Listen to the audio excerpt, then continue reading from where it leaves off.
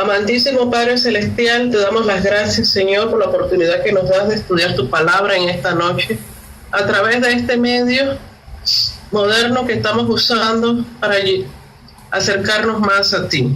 Sí. Gracias, Padre, por cada uno de mis hermanos. Bendícelos, Señor, guárdalos en todo momento. Queremos pedirte especial oración, especial atención hacia nuestros hermanos enfermos, el hermano Gustavo, la hermana Irene, hacia nuestros ancianos, la hermana Nieves, la hermana Odilia. Guárdalos, Señor. Sí. Guarda también a todos aquellos que en este momento se encuentran viajando para llegar a sus hogares. Guárdalos, Padre amado.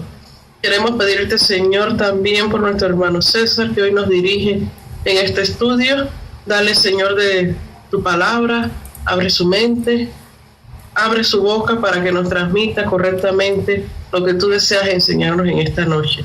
Bendice, Señor, a todos nuestros hermanos, guárdalos. Amén. Amén. Amén. Nosotros, en días anteriores, el pastor estuvo hablando acerca de la doctrina de la persona de Cristo, y hemos visto una serie de implicaciones que tiene pues esta doctrina.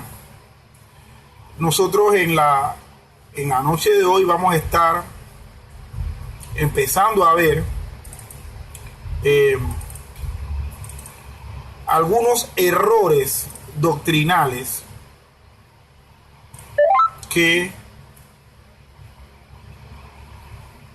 se tiene con respecto a la doctrina pues de la persona de Cristo, y son conceptos inadecuados, y son conceptos, hermanos, que nosotros, por lo que vamos a estar viendo, vamos a estar notando que son conceptos que se dieron en los primeros siglos de la iglesia, pero que, como toda mala doctrina, tiende a repetirse en las fechas posteriores. En la actualidad vamos a encontrar también muchos grupos que han abrazado nuevamente estas distorsiones, estos conceptos inadecuados de la persona de Cristo.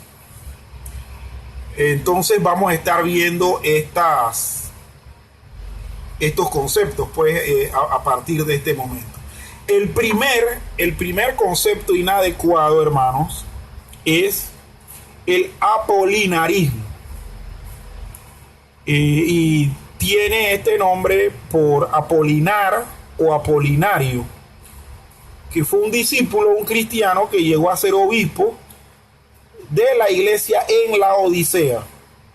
Laodicea alrededor del año 361 después de Cristo. Es decir, el Apolinario o Apolinar llegó a ser obispo de una de las iglesias que se menciona en el Apocalipsis, cuando se habla del mensaje a las 7 iglesias, la iglesia de Laodicea. Él llegó a ser en el año 361 obispo de esta congregación que se reunía en esta ciudad. Pero ¿qué hizo Apolinario? Con lo cual dio a luz a este concepto inadecuado del apolinarismo. Bueno, Apolinario enseñaba que la doctrina de Cristo, que la persona de Cristo tenía cuerpo humano, pero no mente humana ni espíritu humano, y que la mente y el espíritu de Cristo procedían de la naturaleza divina del Hijo de Dios. Nosotros en nuestra área para escribir textos tenemos la definición, y también tenemos una gráfica que explica más o menos en qué consiste, en breves palabras, este concepto inadecuado. Pero debemos, hermanos, entender que esto puede parecer bien cuando uno lo menciona en primer lugar. O sea, a primera vista, a una persona le dicen que la persona de Cristo tenía un cuerpo humano, pero no mente humana. ni espíritu humano, sino una mente y un espíritu de naturaleza divina. Eso puede parecer correcto. Por lo tanto, nosotros debemos tener cuidado cuando escuchamos a alguna persona hablar acerca de la deidad de Cristo, de la persona de Cristo. Bien, estas ideas de Apolinario, hermanos, fueron rechazadas por los dirigentes de la iglesia de ese tiempo. ¿Y qué fue lo que se dieron cuenta los dirigentes de la iglesia? Bueno, se dieron cuenta que no era simplemente nuestro cuerpo humano lo que necesitaba salvación y necesitaba estar representado por Cristo en su obra redentora, sino también nuestra mente y nuestro espíritu o alma. Entonces, Cristo tenía que ser plena y verdaderamente hombre para salvarnos. Y eso, hermanos, vamos a verlo descrito en Hebreos capítulo 2, versículo 17. Y voy a estar leyendo Hebreos capítulo 2, versículo 17, hermanos, para que veamos realmente lo que expresa este texto bíblico y lo inadecuado, pues, que es esta enseñanza del apolinarismo en rechazo, pues, de la doctrina que la Biblia misma enseña. Hebreos 2, capítulo 2, versículo 17, dice lo siguiente, hermano. Dice: por lo cual debía ser en todo semejante a sus hermanos, para venir a ser misericordioso y fiel sumo sacerdote en lo que a Dios se refiere, para expiar los pecados del pueblo. Bien, nosotros estamos leyendo el versículo 17 del capítulo 2, que habla de Cristo como el autor de la salvación. El autor de la salvación. Voy a estar transcribiendo el verso bíblico completo, el texto completo, para que ustedes puedan entonces ver lo que la palabra de Dios nos dice. Bien, hermanos, ¿qué dice todo el texto de Hebreos capítulo 2? Y voy a leerlo a continuación. Dice: autor de la salvación. Ese es el título. Porque no sujetó a los ángeles el mundo venidero, acerca del cual estamos hablando. Pero alguien testificó en cierto lugar diciendo: ¿qué es el hombre para que te acuerdes de él? ¿O el hijo del hombre para que le visites? Le hiciste un poco menor que los ángeles, le coronaste de gloria y de honra, y le pusiste sobre las obras de tus manos. Todo lo sujetaste bajo sus pies.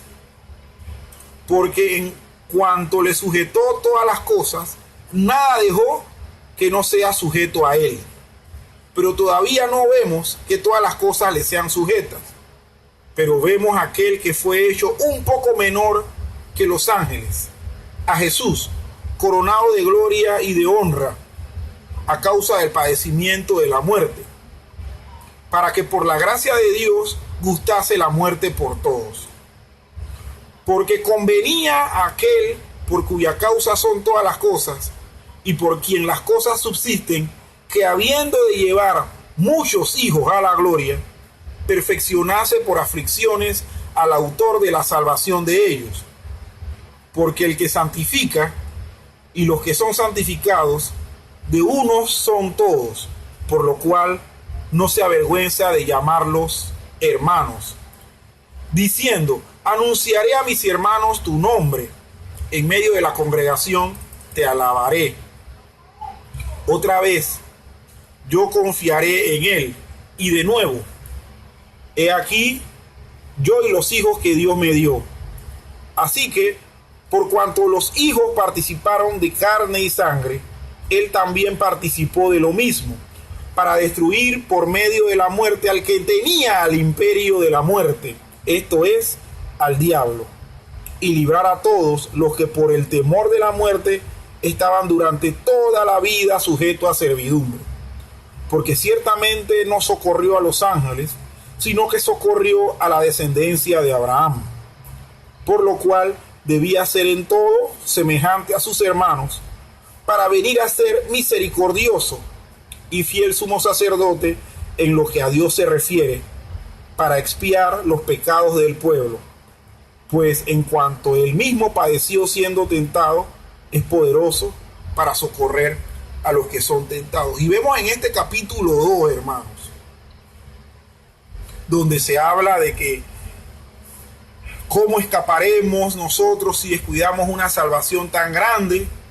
Y luego, desde el versículo 5 empieza a hablar de el autor de nuestra salvación, y que se le describe en términos humanos.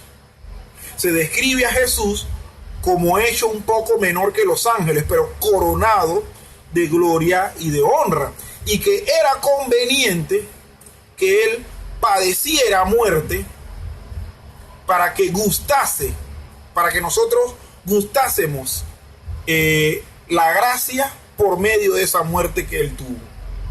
Convenía a Dios que esta característica humana plena de Jesús fuese tal de tal manera que pudiera representar a los hombres. Es más, en este mismo capítulo 2 vamos a ver que el versículo 12 dice, diciendo, anunciaré a mis hermanos tu nombre. ¿Por qué? Porque el Señor no se avergonzó. Jesús no se avergonzó de llamarnos hermanos. Y la razón por la cual usa la palabra hermanos es porque Jesús se identificó plena y completamente como ser humano. Entonces, cuando llegamos al versículo 17, nos dice que por lo cual debía ser en todo semejante a sus hermanos, debía ser en todo semejante a aquellas personas con los que él se identificó para salvarlos, para venir a ser misericordioso y fiel sumo sacerdote en lo que a Dios se refiere, para expiar o pagar los pecados del pueblo. Miren, hermano, el apolinarismo, que es el error conceptual con respecto a la doctrina de Cristo que estamos viendo, esto lo soslaya totalmente y lo tira al tinaco de la basura. ¿Por qué? Porque al negar que solamente en Cristo había un cuerpo humano, pero no una mente y espíritu humano, sino divino, estaba precisamente poniendo en tela de duda este pasaje de Hebreo donde dice que él tenía que ser semejante en todo a sus hermanos. Entonces, el apolinarismo, mis hermanos, el apolinarismo es una doctrina que se dio en el siglo II, pero que hoy por hoy, hermanos, aunque usted no lo crea, hay muchos predicadores y hay muchas iglesias que enseñan eso. Hay muchos predicadores y muchas iglesias que de manera muy sutil le enseñan al ser humano, le enseñan al oyente, le enseñan al discípulo, entre comillas, que Cristo, cuando estuvo entre nosotros, él tenía una naturaleza solamente humana en su cuerpo, pero que lo que habitaba en ese cuerpo era un espíritu y alma netamente divino. Por lo tanto, lo que eso nos lleva a pensar es que el cuerpo de Jesús era como una marioneta que estaba siendo dirigido por Dios al antojo de Dios. Y nosotros tenemos que entender, hermanos, que el texto de la Biblia dice que en Jesús habitó corporalmente la deidad, pero que también en Jesús habitó corporalmente plena humanidad, como cualquiera de nosotros. Entonces, esto es algo que necesitamos tener en cuenta Y si en algún momento usted llega a escucharlo, hermano, sepa que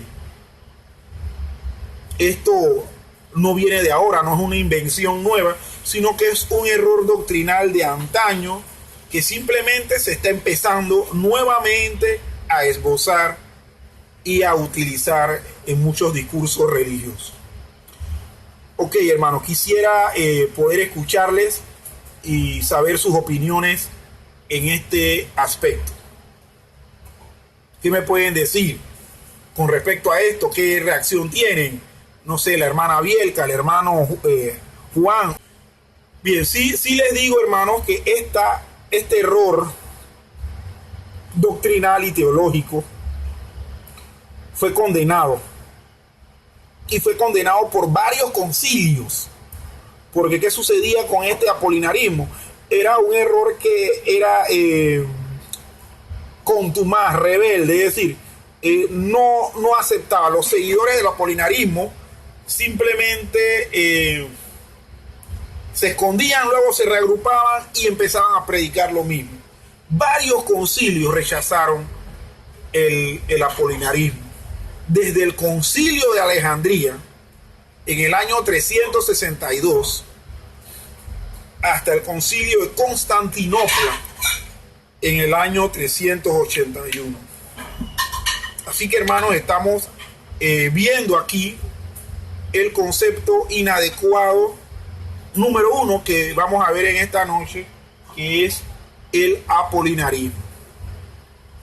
También, hermanos, tenemos el nestorianismo. El nestorianismo o dificismo.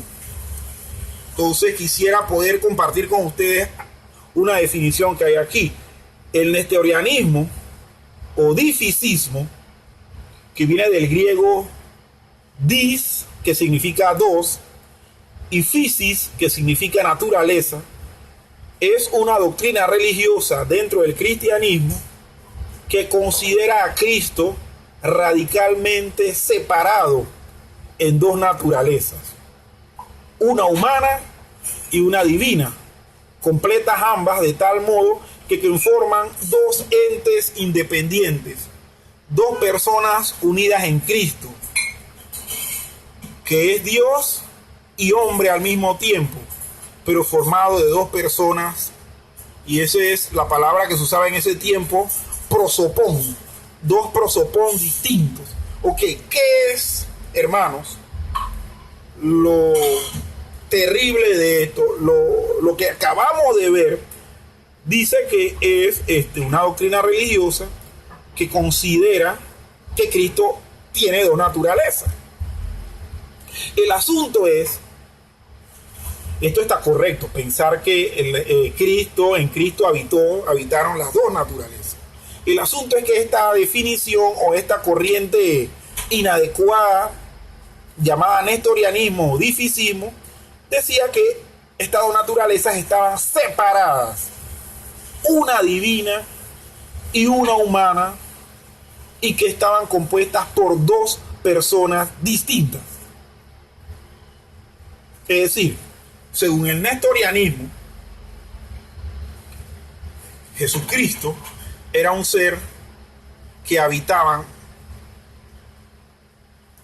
dos personas, la divina, Dios, y una humana, al mismo tiempo.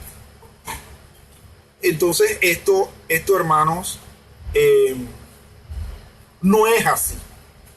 Nosotros debemos saber que esta doctrina se hizo muy popular en el Oriente, y cuando nos referimos al Oriente es a lo que nosotros conocemos hoy como Medio Oriente, en Persia, en Babilonia, en todos esos contextos donde actualmente, hermanos, hay iglesias cristianas nestorianas. Hay iglesias cristianas que están siendo perseguidas por el Islam, que están poniendo el cuello, muchas de ellas por no creer en Alá ni en el islamismo, pero tienen esta idea, este concepto con respecto a Cristo, que en Cristo habitaba dos naturalezas totalmente separadas. No como lo que la Biblia nos dice. La Biblia nos dice que en Cristo habitaban dos naturalezas, pero no dice que están separadas. ¿Por qué? Porque Jesús era plenamente Dios y plenamente hombre. Y de ahí nacen, hermanos, algunos conceptos y algunos términos que en ese tiempo, cuando el nestorianismo estaba formulando su idea, hubieron dos conceptos que derivaron de ahí. Y estos conceptos son Cristotokos y Theotokos. Ok. ¿Qué significa Cristotokos? Cristotokos significa madre de Dios, madre de Cristo, perdón. Y Theotokos, madre de Dios. ¿Y por qué les digo esto? Bueno, porque el nestorianismo dio a luz la idea de que María era madre de la naturaleza humana.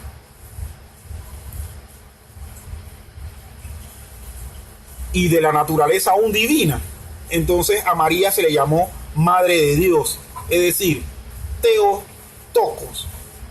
Y en cuanto se refería a Cristo, a la persona misma de Cristo, entonces se le decía Cristotokos o Madre de Cristo. ¿Por qué? Porque esta doctrina enseña la separación o la distinción de las dos naturalezas habitantes en la persona del Señor. Entonces la pregunta es, y la pregunta la hago para los que estamos aquí, ¿les parece, hermanos, peligrosa esta idea inadecuada de la persona de Cristo? ¿Les parece peligrosa? ¿Sí o no?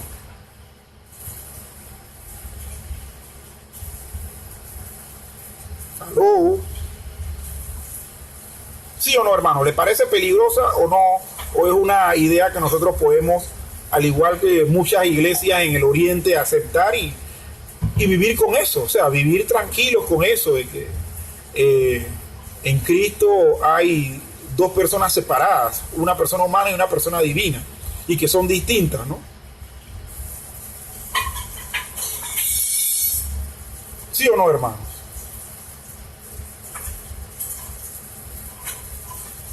Bien, otra cosa que debemos apuntar con respecto a esto.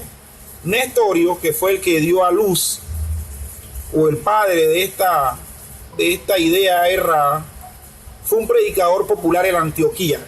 Y hermano, vamos a ver en la mayoría de los casos que estas tres distorsiones de la persona de Cristo se dieron en el Oriente. En el oriente de lo que fue el Imperio Romano. Acordémonos de algo, que el cristianismo utilizó de manera indirecta la expansión del Imperio Romano para también asimismo llegar a más personas. Entonces, en el oriente del Imperio Romano y más allá de los límites del Imperio Romano, se dieron estas tres distorsiones de la persona de Cristo. Estamos viendo que Apolinario predicó su doctrina apolinarista en Laodicea. Y Laodicea es una ciudad que está en lo que hoy es Turquía.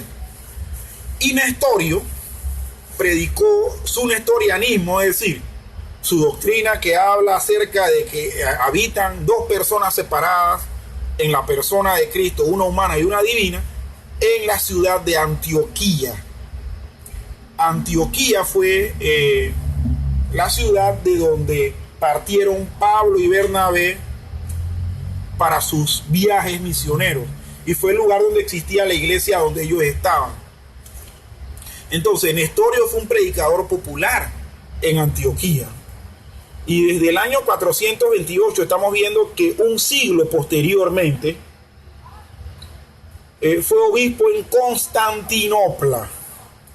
Y miren, Constantinopla se llegó a convertir en el Oriente en la capital del Imperio Romano de Oriente. Y esta ciudad se formó en honor a un emperador romano llamado Constantino. Entonces, aunque Nestorio mismo probablemente nunca enseñó la noción herética que lleva su nombre, es decir, la idea de que Cristo era dos personas en un cuerpo antes que una sola, por una combinación de varios conflictos personales y una buena dosis de política eclesiástica, lo sacaron de su cargo de obispo y condenaron sus enseñanzas. Entonces es importante comprender por qué la iglesia no podía aceptar la idea de que Cristo tenía dos personas distintas. En ninguna parte de la Biblia tenemos indicación alguna de que la naturaleza humana de Cristo, por ejemplo, sea una persona independiente, que pudiera hacer algo contrario a la naturaleza divina de Cristo. En ninguna parte de la Biblia tenemos la menor indicación de que la naturaleza humana y la divina se comunicaban entre sí o luchaban dentro de Cristo, ni cosa parecida. Más bien, lo que tenemos es un cuadro constante de una sola persona que actúa en totalidad y unidad. Jesús, mis hermanos, siempre habló de yo y no de nosotros, aunque se podía referir a sí mismo y al Padre como nosotros, pero eso era cuando hablaba del Padre. Pero la Biblia siempre habla de Jesús como Él y no como ellos.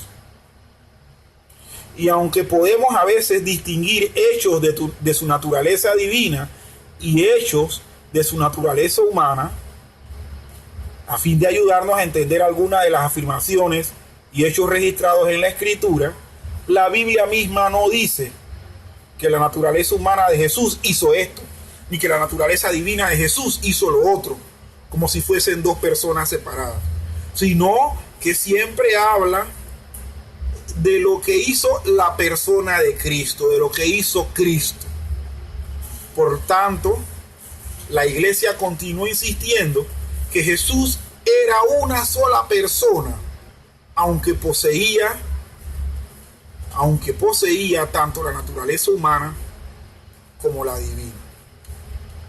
A ver, hermanos, ¿qué pueden responder o qué pueden ustedes replicar con respecto a eso?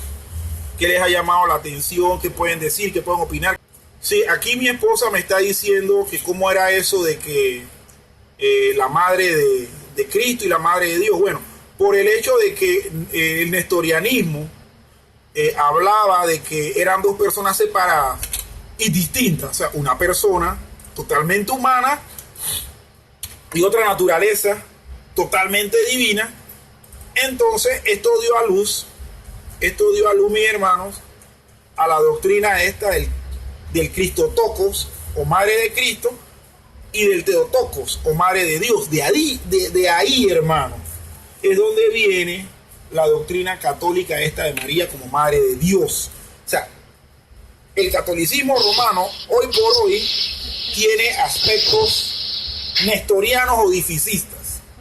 Los ha utilizado y los ha enseñado, pero la Iglesia Católica no es completamente nestoriana, pero sí. Por ejemplo, la Iglesia Católica no cree en esto que estamos diciendo del nestorianismo como que son dos naturalezas opuestas y distintas viviendo en un solo ser. No, lo que el catolicismo romano ha utilizado las derivaciones como esto del Cristotocos y el Theotokos. Dígame, Alex.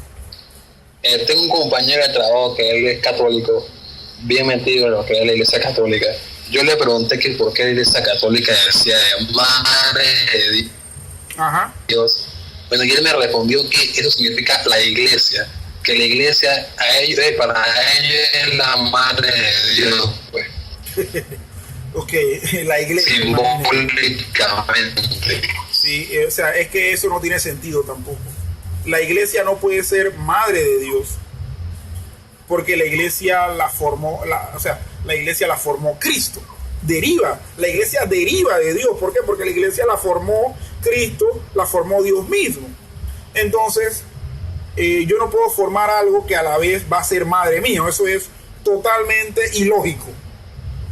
Pero bueno, yo me imagino que eso fue una respuesta que él te dio para como fumigarte, pues, y que tú no le preguntaras más nada. Pero eso es una total tontería. Eso no tiene ni pie ni cabeza. Para ellos era Jesús, Jesús era hermano. Jesús no era el Dios. Ellos no existían. Bueno, aquí mi esposa me está preguntando que si para el Nestorio y sus seguidores, si el padre y el hijo eran hermanos. No.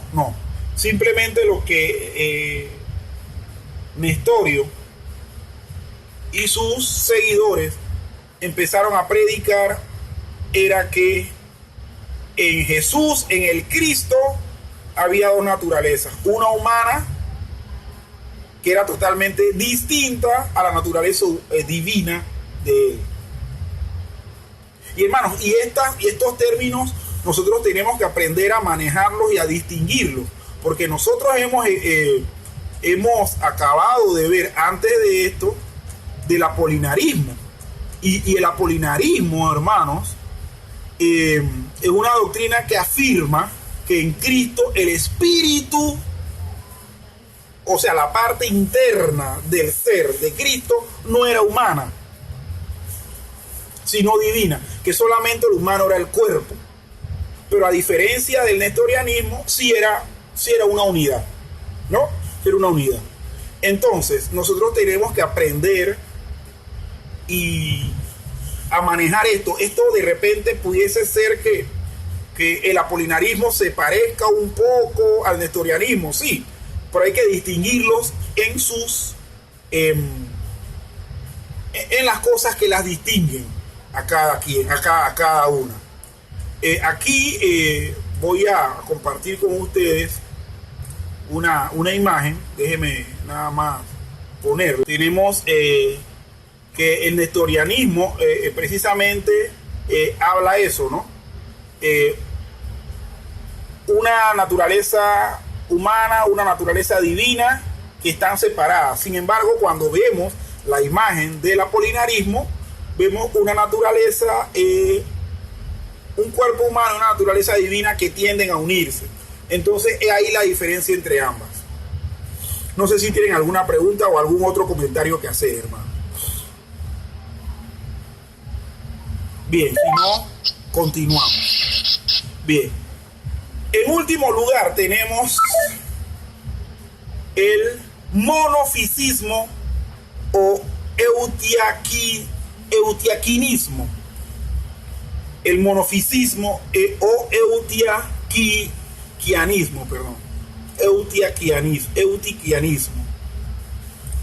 Monofisismo o eutiquianismo. Voy a también a compartir con ustedes un documento que habla un poco más abundante de eso, para que lo tengan ahí y puedan revisarlo posteriormente.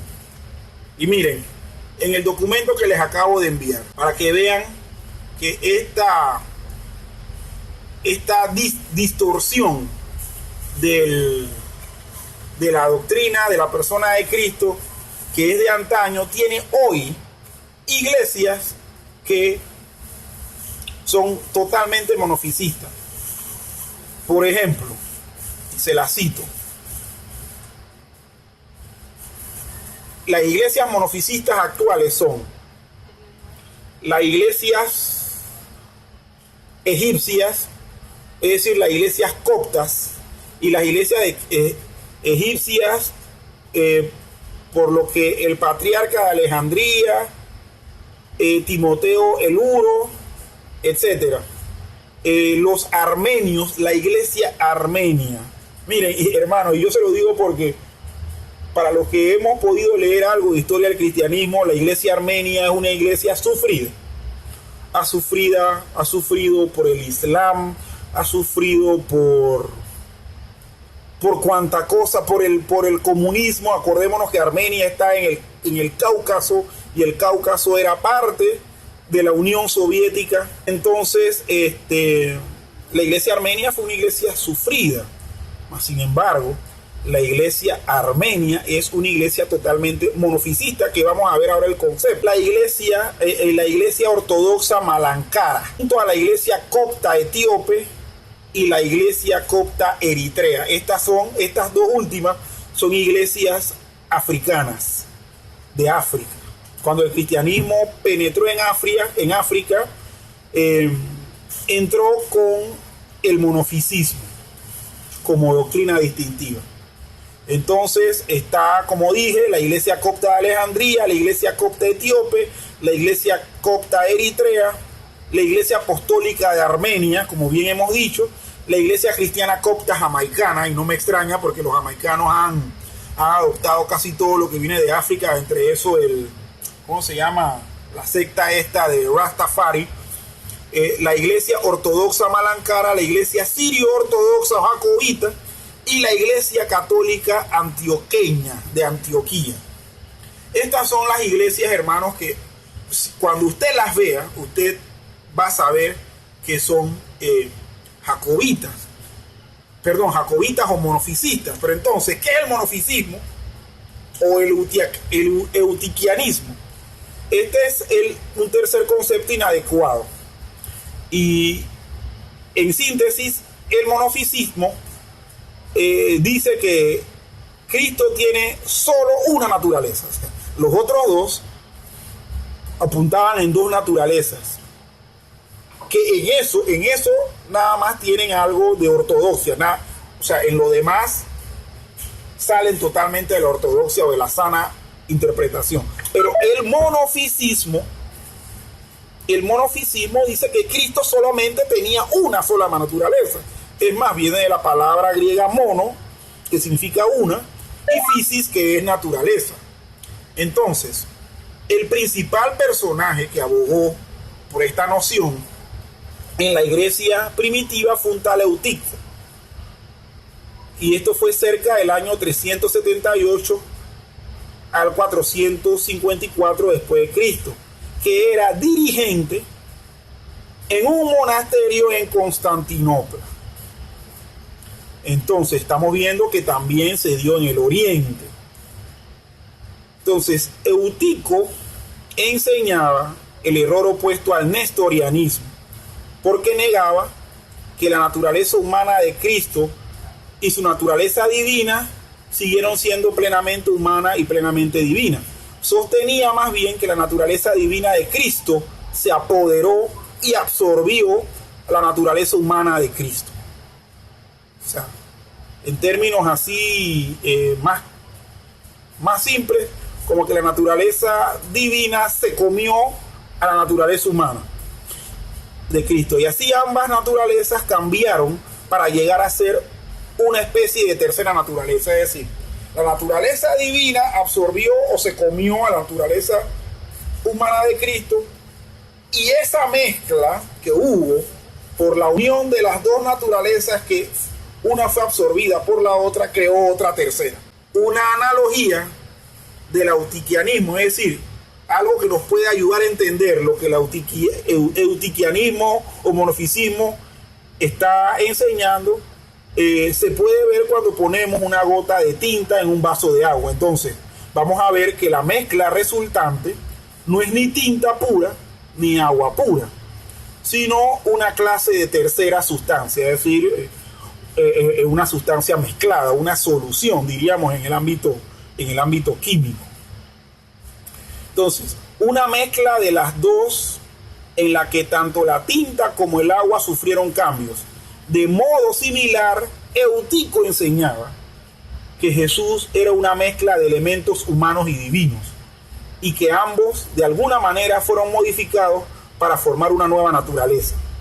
Entonces, esto, hermanos, lo podemos ver aquí en esta imagen que vamos a poner a continuación. Vemos ahí que la naturaleza humana en un círculo chico fue absorbida por la naturaleza divina en un círculo punteado más grande, y que al ser absorbida entonces formó una nueva naturaleza. Y esto, honestamente, la Biblia no nos dice nada de eso. Ya no nos dice que la naturaleza de Dios o la naturaleza divina absorbió la naturaleza humana de Cristo, y que Cristo entonces resultó ser un ser con una tercera naturaleza totalmente distinta a las otras dos.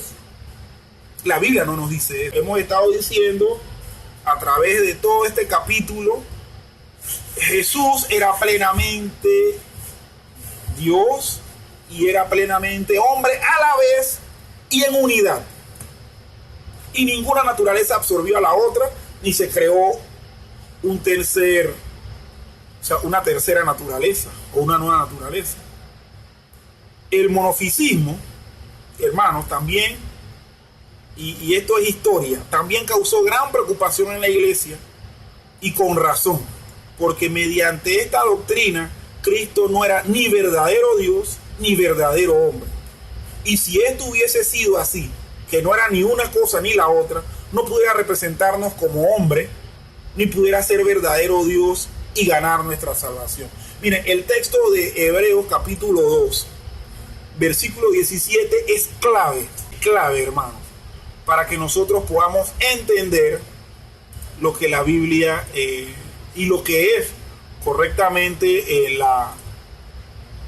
lo que es la persona de Cristo, sin tener que estar dando tumbos. Hebreos 2:17 dice: por lo cual debía ser en todo semejante a sus hermanos, para venir a ser misericordioso y fiel sumo sacerdote en lo que a Dios se refiere, para expiar los pecados del pueblo.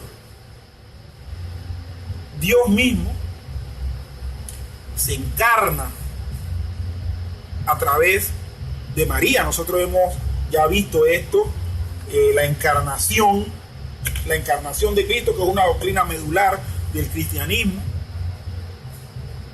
Ella concibe por obra y gracia del Espíritu Santo. Nace Cristo siendo plenamente Dios y plenamente hombre a la vez, hermano.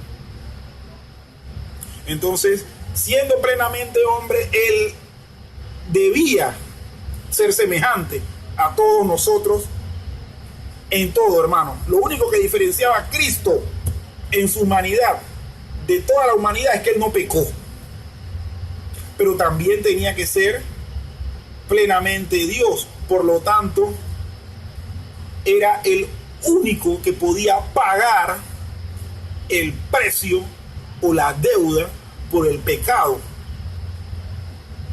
Entonces, este versículo 17, mis estimados hermanos, nos habla, es clave. Nosotros tenemos que estudiarlo, y no solamente este versículo, sino toda la doctrina, revisarla, repasarla, porque vamos a encontrarnos congregaciones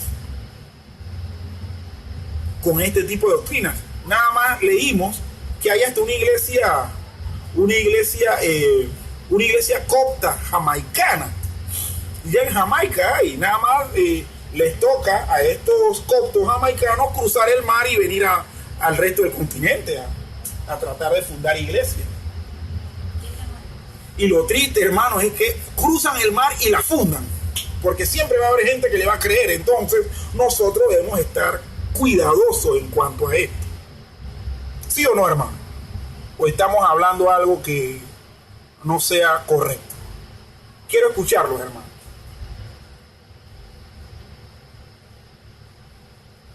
Alex está escribiendo. No sé, Juan o hermana Bielka, ¿qué puede usted o qué puede Juan decir con respecto a todo esto que hemos comentado hasta ahora? ¿Tienen algo que comentar, algo que decir, alguna preocupación que expresar, o simplemente no sabían esto, se acaban de enterar? ¿Qué pueden decir?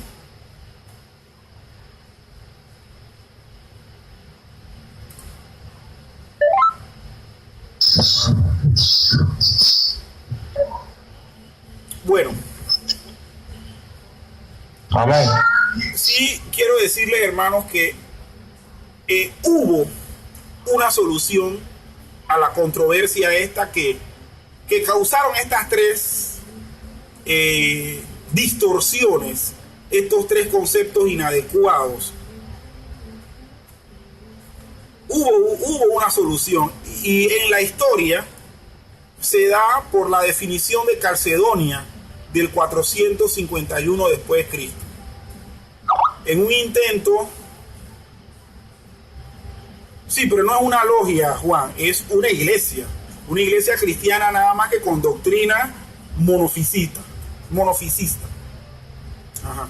Entonces, como dije, esta solución se dio por la definición de Calcedonia del 451 después de Cristo, y que en un intento por resolver los problemas que surgieron por las controversias acerca de la persona de Cristo, es más, estas controversias se llamaron controversias cristológicas, se convocó un gran concilio en la ciudad de Calcedonia, cerca de Constantinopla, cerca de lo que hoy es Estambul, capital de Turquía, del 8 de octubre al 1 de noviembre de ese año, casi un mes, del 8 de octubre al 1 de noviembre del 451. Entonces, la declaración resultante, llamada definición de Calcedonia, era guardián contra el apolinarismo, el nestorianismo y el eutiquianismo. Desde entonces, las ramas católica romana, protestante y ortodoxa del cristianismo la ha tomado como definición estándar y ortodoxa de la enseñanza bíblica sobre la persona de Cristo. La declaración se puede citar, y voy a citarla, hermanos. Nada más que antes, déjeme pegárselas aquí en el lugar de texto.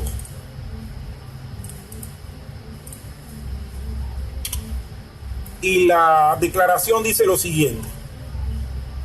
Dice: nosotros, por tanto, siguiendo a los santos padres, con el asentimiento de todos, enseñamos a los hombres a confesar a uno y el mismo Hijo, nuestro Señor Jesucristo, igualmente perfecto en deidad y también perfecto en humanidad, verdaderamente Dios y verdaderamente hombre, no de un solo racional, alma y cuerpo, consustancial con el Padre de acuerdo a la deidad, y consustancial con nosotros conforme a la humanidad, en todo como nosotros, sin pecado, engendrado del Padre antes de las edades conforme a la deidad, y en estos últimos días por nosotros y para nuestra salvación, nacido de la Virgen María, Madre de Dios, según la humanidad, uno y el mismo Cristo, Hijo, Señor, unigénito, ser reconocido en dos naturalezas, inconfundible, inmutable, indivisible, inseparable. La distinción de las naturalezas de ninguna manera es quitada por la unión, sino más bien la propiedad de cada naturaleza es preservada y concurre en una persona y en una subsistencia, no partida ni dividida en dos personas, sino uno y el mismo Hijo, unigénito, Dios, Verbo, Señor Jesucristo, como los profetas desde el tiempo han declarado respecto a Él, y el Señor Jesucristo mismo nos ha enseñado, y según el credo de los santos padres que se nos ha entregado. Entonces vemos aquí una declaración que hemos acabado de leer y que toma, hermanos, las conclusiones ortodoxas, y quiero decir algo más, las conclusiones católicas. ¿Y por qué católicas? Bueno, acuérdense, hermanos, que el término católicos, que es un término griego, resulta precisamente de estas discusiones cristológicas en donde se aborda el tema de la Trinidad y se concluye que la Trinidad es una creencia bíblica, que Dios es Padre, es Hijo y que es Espíritu. Entonces, esta declaración católica por ser trinitaria y ortodoxa por ser bíblica nos habla de que Jesucristo es verdaderamente Dios y verdaderamente hombre, y también nos habla que es consustancial con el Padre, es decir, la persona de Cristo tiene relación con las otras personas de la Trinidad, y en el caso del Padre es consubstancial, de la misma sustancia. Y eso nosotros vemos en el libro de Hebreos, que nos habla que el Señor tiene la misma esencia del Padre. Quisiera leer Hebreos capítulo 1, versículo 1, hermano. Y dice: Dios, habiendo hablado muchas veces y de muchas maneras en otro tiempo a los padres por los profetas, en estos postreros días nos ha hablado por el Hijo, a quien constituyó heredero de todo y por quien asimismo hizo el universo, el cual, siendo el resplandor de su gloria y la imagen misma de su sustancia, y quien sustenta todas las cosas con la palabra de su poder, habiendo efectuado la purificación de nuestros pecados por medio de sí mismo, se sentó a la diestra de la majestad en las alturas, hecho tanto superior a los ángeles, cuanto heredó más excelente nombre que ellos. Entonces, aquí se habla en el versículo 3 que el Hijo es, además de ser el resplandor de la gloria de Dios, es la imagen misma de la sustancia. O sea, el reflejo de la sustancia del Padre es la sustancia que tiene el Hijo. O sea, es decir, es la misma sustancia. Entonces, esta declaración calcedónica nos habla de que es consustancial con el Padre, de acuerdo a la deidad, porque ambos pertenecen a la deidad, y consustancial con nosotros, conforme a la humanidad. Cristo, en su naturaleza humana, era semejante a los hombres en todo. Entonces, también dice esta declaración calcedónica que sin pecado, que lo único que distingue a Cristo del resto de las personas con las que él fue consustancial es que él no pecó. Entonces sigue hablando algunas declaraciones de tipo católicas, es decir, referentes a la Trinidad, cuando dice que fue engendrado del Padre antes de las edades, conforme a la deidad, y que en los últimos días, por nosotros y para nuestra salvación, nacido de la Virgen Madre de Dios. Y aquí es donde se utiliza la palabra esta Theotokos. Pero hacen una aclaración: según la humanidad. Este concepto obviamente tuvo que ser revisado posteriormente a través del tiempo en la historia de la iglesia, y se tuvo que desechar por el resto de la cristiandad. Los únicos que todavía mantienen este término de Theotokos, en adición a los monofisistas y a los nestorianos, son los católicos romanos. Bien, y sigue diciendo uno y el mismo Cristo, es decir, que hay unidad en esa doble naturaleza de Cristo. Hay unidad, uno y el mismo Cristo, Hijo, Señor, unigénito, ser reconocido en dos naturalezas inconfundiblemente, inmutablemente, indivisiblemente, inseparablemente. Es decir, las dos naturalezas no se pueden confundir, no van a cambiar, no se pueden dividir y no se pueden separar. Entonces, que esta distinción de las dos naturalezas de ninguna manera es quitada por la unión, sino más bien la propiedad de cada naturaleza es preservada. A pesar de que en Cristo, hermanos, hay una unidad, obviamente la naturaleza humana es preservada, y la naturaleza divina también fue preservada. Y concurre, es decir, que quedan envasadas o quedan unidas en una persona y una subsistencia, no partida ni dividida en dos personas, sino uno y el mismo Hijo, unigénito, Dios, Verbo, Señor Jesucristo, como los profetas desde el principio han declarado respecto a él, etc. Hermanos, esta controversia, tanto apolinarista, nestoriana, eutiquiana, fue resuelta con esta declaración calcedónica. Contra la noción de Apolinario de que Cristo no tenía mente humana ni alma, tenemos la afirmación de que era verdaderamente hombre, de un alma y cuerpo razonable, consustancial con nosotros, conforme a la deidad, en todo como nosotros. O sea, esto fue lo que la declaración esta de Calcedonia contrarrestó de la noción apolinarista, en oposición a la noción del nestorianismo de que Cristo tenía dos personas unidas en un cuerpo. Tenemos las palabras indivisiblemente, inseparablemente, concurre en una persona y en una subsistencia no partida ni dividida en dos personas.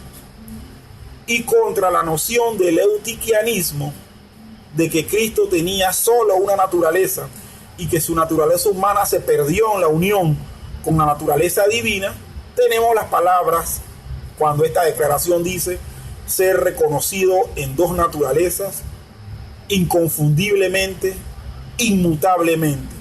La distinción de las naturalezas de ninguna manera es quitada por la unión, sino más bien la propiedad de cada naturaleza es preservada. Las naturalezas humana y divina no se confundieron ni cambiaron cuando Cristo se hizo hombre, sino que la naturaleza humana siguió siendo una naturaleza verdaderamente humana y la naturaleza divina siguió siendo una naturaleza verdaderamente divina. La figura última que acabamos de ver, hermanos, de donde tenemos la imagen del eutiquianismo. Esta última figura nos puede ser útil para mostrarnos esto mismo. En contraste a los diagramas anteriores, indica que el Hijo eterno de Dios tomó para sí una naturaleza verdaderamente humana y que la naturaleza humana y divina de Cristo siguen siendo distintas y retienen sus propias propiedades, aunque están eternas e inseparablemente unidas en una persona. Y esta es la imagen. Pensaba que la había puesto. Se la voy a poner acá. Aquí está la imagen, hermanos. Esto es la imagen de la cristología calcedónica. Bien, hermanos, entonces, ¿qué podemos decir acerca de textos bíblicos específicos sobre la deidad y sobre la humanidad de Cristo? Bueno, cuando examinamos el Nuevo Testamento, como se hizo antes en las secciones de este mismo capítulo sobre la humanidad y la deidad de Jesús, hay varios pasajes que parecen difíciles de combinar. ¿Cómo pudo Jesús ser omnipotente y sin embargo débil? ¿Cómo pudo él dejar el mundo y sin embargo estar presente en todas partes? ¿Cómo pudo él aprender cosas y a la vez ser omnisciente? En su lucha por entender estas enseñanzas, la Iglesia finalmente produjo la definición de Calcedonia, de que habla de las dos naturalezas distintas de Cristo, que retienen sus propias propiedades y sin embargo permanecen juntas en una sola persona. Esta distinción que nos ayuda a entender los pasajes bíblicos antes mencionados también parece exigida por estos pasajes. Entonces, vamos a ver los pasajes a los cuales hacemos alusión. Y hacemos alusión a que una naturaleza hace algunas cosas que la otra no hace. Si estamos dispuestos a afirmar la definición de Calcedonia en cuanto a que la propiedad de cada naturaleza es preservada en la persona de Cristo, es necesario distinguir entre las cosas que hizo la naturaleza humana de Cristo, pero no su naturaleza divina, o que hizo su naturaleza divina, pero no su naturaleza humana. Por ejemplo, hermanos, cuando hablamos de la naturaleza humana de Jesús, podemos decir que ascendió al cielo y ya no está en el mundo. Y vamos a estar buscando, le voy a pedir al hermano Juan que esté buscando Juan 16, 28, a la hermana Bielka, Juan 17, 11, y al hermano Alex, Hechos 1, del 9 a leerlos, hermanos. Amén, amén. Juan 16, 28, sí. Sí, te escuchamos ahí, claro. Juan 16, 28. Es cierto, vine del Padre al mundo, y ahora dejaré el mundo y volveré al Padre. Amén. Ajá. Bueno, aquí en la versión Reina Valera dice: salí del Padre y he venido al mundo. Otra vez dejo al mundo y voy al Padre. Muy bien. El capítulo 17, versículo 11, sí.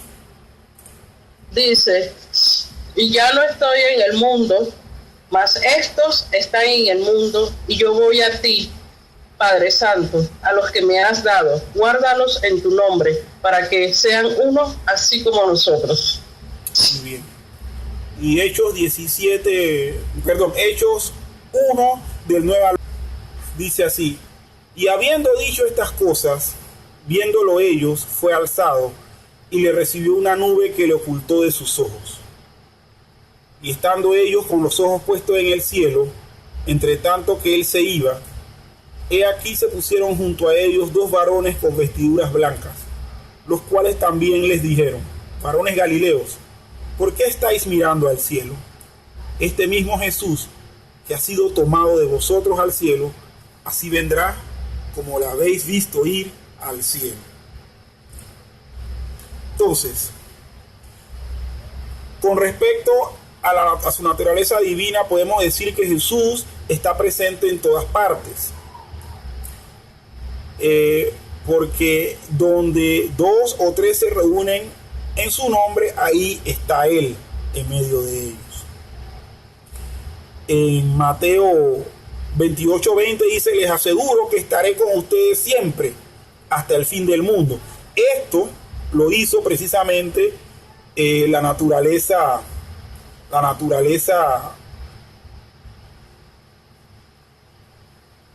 divina de Jesús. Dice Jesús también: el que me ama obedecerá mi palabra, y mi Padre lo amará, y haremos nuestra vivienda en él, o nuestra morada en él. Eso está en Juan 14:23. Así que, hermanos, con todo lo que hemos visto, tanto los pasajes que leyeron, Juan 16:28, 17:11, Hechos 1, del 9 al 11, y estos que acabamos de citar, podemos decir que ambas cosas son ciertas de la persona de Cristo. Él ha regresado al cielo y está también presente con nosotros. De manera similar, podemos entender que en su naturaleza humana Jesús murió, y eso lo dice Lucas 23:46, y le voy a pedir a la hermana Bielka que nos lo esté leyendo, y 1 Corintios 15:3 a Juan que nos lo lea. Hermana, Lucas 23:46. Ya lo busco, hermano. Sí.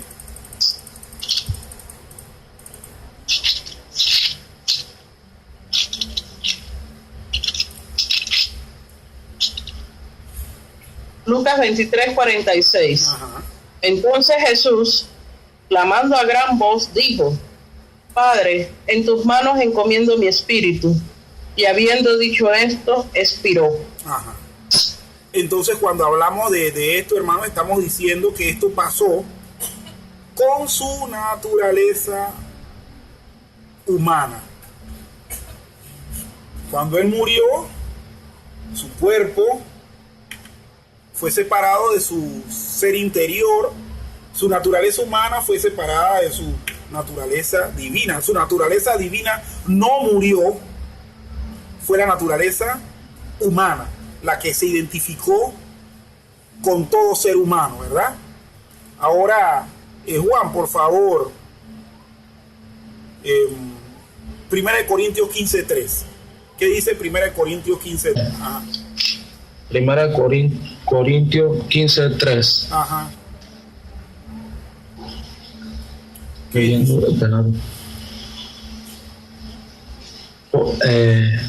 Ya le transmití a ustedes lo más importante y lo que se me había transmitido a mí también. Cristo murió por nuestros pecados, tal como dicen las Escrituras. Ok, lo que Pablo les dice a los corintios es que lo que él primeramente les había enseñado, a sí mismo él lo recibió, que Cristo murió por nuestros pecados, conforme a las Escrituras. Y lo que las Escrituras decían de acuerdo a la muerte de Cristo, es que él iba a morir en su carne. O sea, no a morir en su ser divino, en su parte divina. No dicen eso. Entonces podemos nosotros entender que, por ejemplo, su naturaleza divina fue la que murió.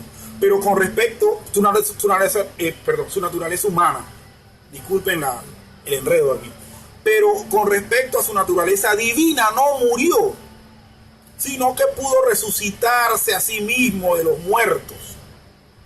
Alex, ¿está ahí o no? ¿Ya regresó todavía? Se fue. Sí, bueno. Hay algunos pasajes que quisiera también que pudiéramos leer. Juan 2:19. Por favor, me lo lee Juan. Juan 10, del 17 al 18.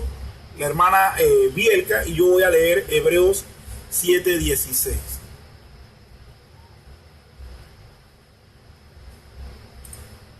Juan 2:19. Sí. Amén. De acuerdo, contestó Jesús, destruya este templo y en 3 días los levantaré. Ajá. Dice Jesús, destruid este templo y en 3 días lo levantaré. Muy bien.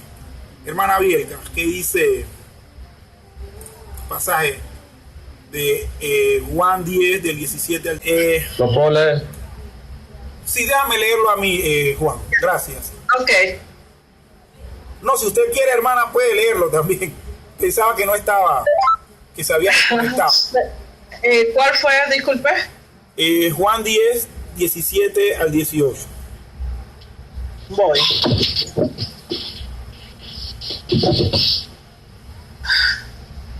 Por eso me ama el Padre, porque yo pongo mi vida para volverla a tomar. Nadie me la quita, sino que yo de mí mismo la pongo. Tengo poder para ponerla y tengo poder para volverla a tomar. Este mandamiento recibí de mi Padre. Muy bien, entonces estamos viendo ahí que Jesús está diciendo que de su naturaleza divina, Él puede volver a devolverse la vida, que fue lo que ocurrió cuando Él resucitó. Obviamente, en su naturaleza humana, Él no podía volver a la vida. Él tenía que volver a la vida por el poder de Dios. Entonces ahí, obviamente, por lo que nos dice este pasaje y estas palabras de Cristo, ahí se expresó su naturaleza divina. También tenemos el pasaje de Hebreos 7:16, versículo 16. Hebreos 7:16 dice: no constituido conforme a la ley del mandamiento acerca de la descendencia, sino según el poder de una vida indestructible. Wow, esto está más que claro, ¿no? ¿Por qué? Porque aquí se viene hablando del sacerdocio de Cristo según el orden de Melquisedec, y que este sacerdocio no fue constituido conforme a la ley del mandamiento acerca de la descendencia. Los sacerdotes, por ejemplo, según el orden de Aarón, tenían que ser de la tribu de Leví. Eso lo establecía la ley. Si no eras levita, no podías ser sacerdote. Mas sin embargo, el sacerdocio de Jesús fue según el poder. ¿Y qué es lo que dice? De una vida indestructible, de algo que no murió, es decir, de la naturaleza divina que tenía el Señor en sí mismo. Amén, hermano. Sin embargo, debemos dar una nota de precaución. Es cierto que cuando Jesús murió, su cuerpo físico murió y su alma humana o espíritu se separó de su cuerpo y pasó a la presencia de Dios. De esta manera experimentó una muerte que es como la que nosotros los creyentes experimentaremos si morimos antes que Cristo vuelva. No es correcto decir que la naturaleza divina de Cristo murió, ni que pudo morir. Si morir significa cesación de actividad, cesación de conciencia o disminución de poder. No obstante, en virtud de su unión con la naturaleza humana de Jesús, su naturaleza divina de alguna manera saboreó algo de lo que era atravesar la muerte, pero no murió.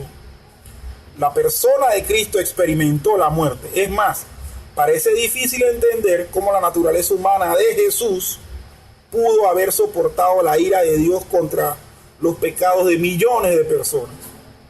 Parece que la naturaleza divina de Jesús de alguna manera participó en llevar esa ira contra el pecado que nos merecíamos. Por consiguiente, hermanos, aunque la naturaleza divina de Jesús no murió, Jesús atravesó la experiencia de la muerte como persona completa, y tanto su naturaleza humana como su naturaleza divina participaron en esa experiencia. Más allá de eso, la Biblia no nos permite decir más. La distinción entre la naturaleza humana de Jesús y su naturaleza divina también nos ayuda a entender las tentaciones de Jesús. Con respecto a su naturaleza humana, ciertamente que fue tentado en todo como nosotros, pero sin pecado. Y eso lo dice Hebreos 4:15. Pero con respecto a su naturaleza divina, sin embargo, no fue tentado, porque Dios no puede ser tentado por el mal, ni él tienta a nadie. Y eso lo dice Santiago 1:13. Déjenme compartir con ustedes esto último.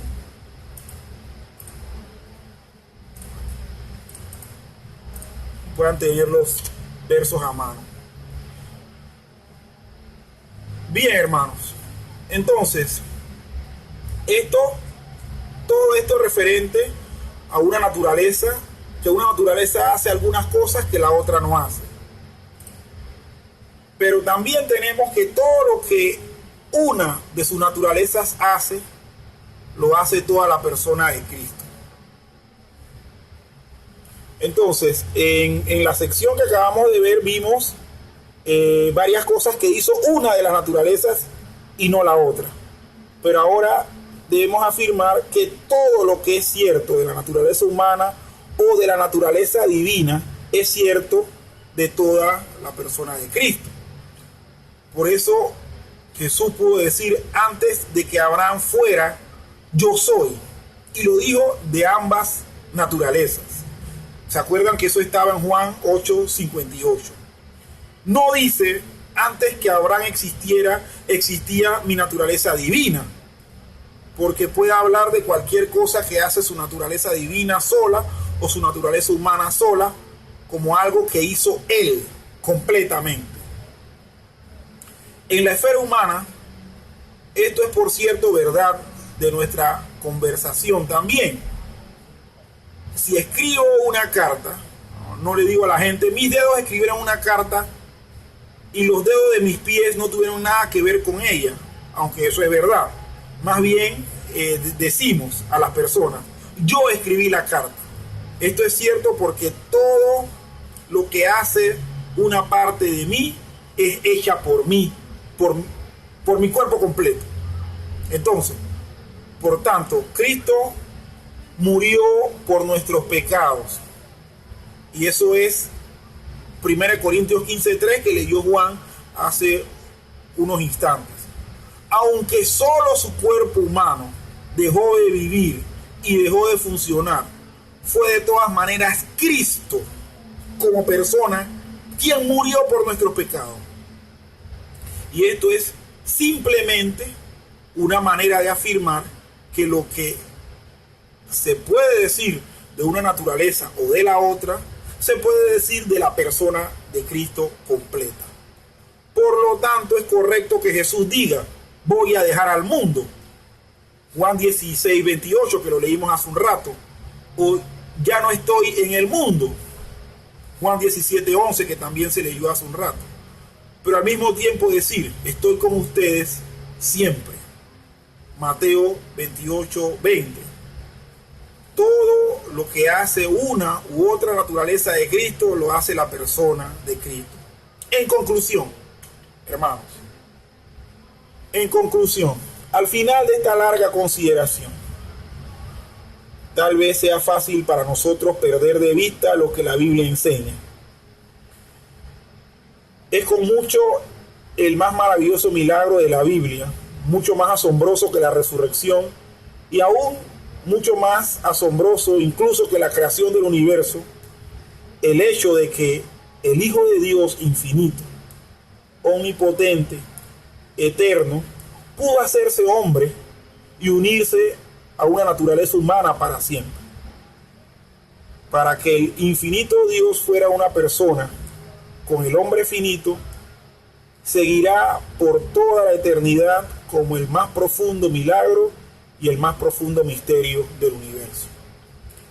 Bueno, hermanos, yo espero que esta sesión de hoy no haya sido confusa. De hecho, sí tiene cosas que son un poco confusas, pero yo espero que de todas maneras hayamos traído claridad en cuanto a los distintos conceptos inadecuados, en cuanto a la solución calcedónica que se dio en el siglo II,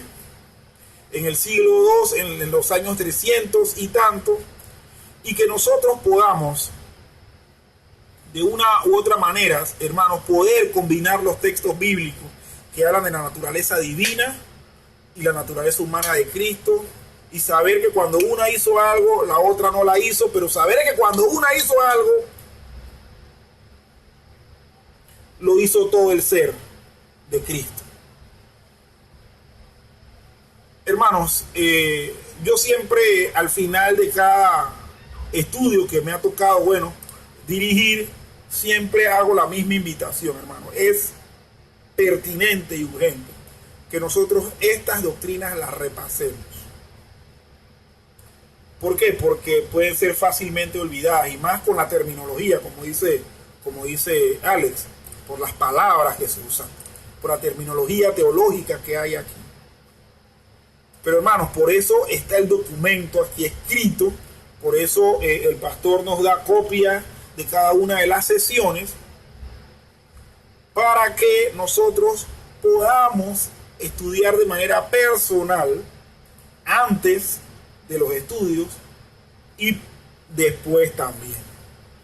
¿Por qué? Porque temas como este, si causaron controversia en la antigüedad, van a causar controversia también en la actualidad, porque seguimos teniendo la misma característica de la gente de tiempos de la antigüedad. Somos de mente estrecha y en muchos aspectos de mente terca. Así que, hermanos, la invitación la hago, y también al igual para mí, revisar nuevamente esto y consolidarnos y afirmarnos en esto. Es necesario. Bueno, hermanos, así que damos fin a la sesión en la tarde, en la noche.